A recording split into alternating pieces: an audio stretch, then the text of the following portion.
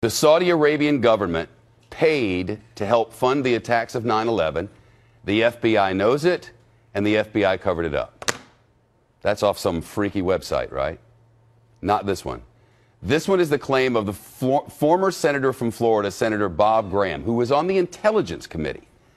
Not some quack conspiracy theorist, but the former head of the Senate Intelligence Committee. He co-wrote a congressional report on the attacks of 9/11. And he says classified pages, 28 classified pages of that report, could help prove his damning allegations.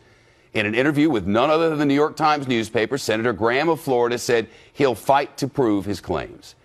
He told the Times about a meeting with FBI agents following the terror attacks.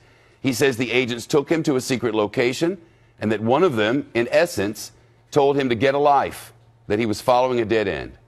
Senator Graham said the FBI went beyond cover-up into what he calls aggressive deception. Senator Graham accuses the FBI of hiding the fact that it had investigated a Saudi Arabian family in Palm Beaches in Florida for connections to the attack. He says the agency has pictures and documents that prove multiple connections between this family in Florida and the 9/11 hijackers who were training nearby. He says the family escaped the country just weeks before the attack, that the family left the refrigerator full of stuff, left all their things in the house, and after years in this one home living peacefully in the neighborhood, vanished. And less than 2 weeks later, the towers came down. A federal judge is right now reviewing some 80,000 documents involved with that investigation to decide what, if anything, can be made public. Senator Graham of Florida says those documents could be a smoking gun that could prove that the Saudi Arabian government aided the terrorists. Not people, but the government. If the government did that, aided the terrorists who knocked down the buildings, then that's an act of war, right? If that's what happened. Well, that is the allegation from Senator Graham of Florida. For its part, the FBI denies all of this. In a new review, an agency commission issued a statement saying that the Saudi family in Florida had no connections to the attacks. The FBI blamed a special agent for the investigation into that family and reports that the agent could not explain why he investigated the family. Fox News senior judicial analyst Judge Andrew Napolitano was here. These aren't new things. These have floated for a long time. Well, they're all coming to a head because of a number of events that are happening. One was Senator Graham's interview to the New York Times, which was published on Sunday. And two federal judges, as we speak, are reviewing this. A federal judge here in New York City is listening to motions this afternoon, as you and I are speaking, brought by the families of 9/11 victims against the government of Saudi Arabia.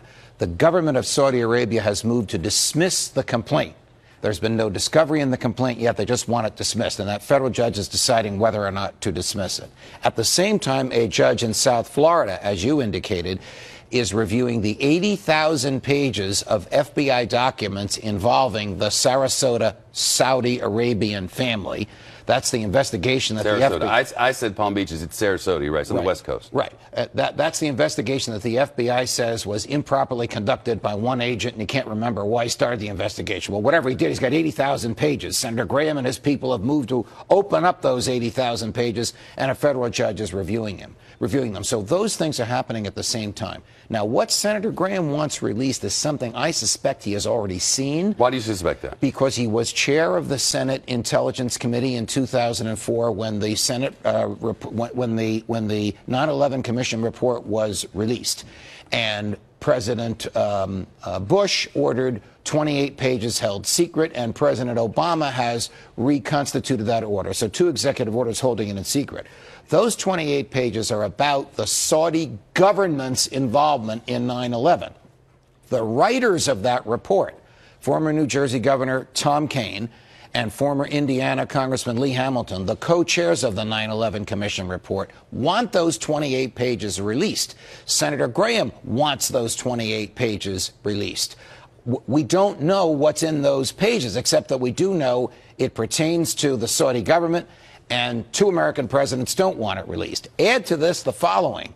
Last year, President Obama signed an agreement with Saudi Arabia to provide for the sale of $60 billion, with a B, dollars worth of weaponry over the next 10 years from American arms merchants to the Saudi government. You have a very dangerous stew here. Senator Graham, many of our viewers may remember him. He's the one who knocked off Jeb Bush for governor of Florida at one point. Right. Powerful senator. When you're on the Intelligence Committee, you know a lot. And what the government reveals to you when you're on the Intelligence Committee, they make you take an oath not to reveal to anybody. So you're sort of hamstrung. Here you are, a popularly elected official who's made promises to the voters who've elected him, and you know these horrible truths and you can't reveal them.